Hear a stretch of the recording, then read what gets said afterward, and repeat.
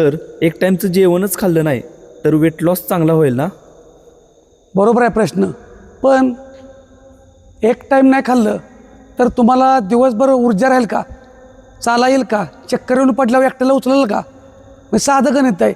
एखादं झाड लावलं, झाड मोठं आहे आणि कोथिंबीर लावली, कोथिंबीरला इथलं एक वितील, एका विताच्या कोथिंबीरला चमच्यानं पाणी घातलं तर चालतंय. झाड मोठं असेल तर त्याला पाणी चमच्यानं घालून चालेल का? आपण मोठ्या झाडाच्या लेवलला आलो आहे.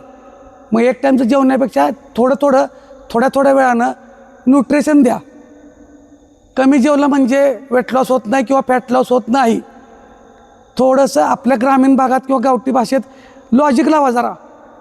मुलं लहान असतात आपली, त्यांना म्हणते खा खा खा खा तब्येत वाढू दे. एवढ्या मुलाला तुम्ही म्हणते त्याला खात नाही आणि आपण एवढं झालो ना, आपण म्हणतोय मला जेवण नको.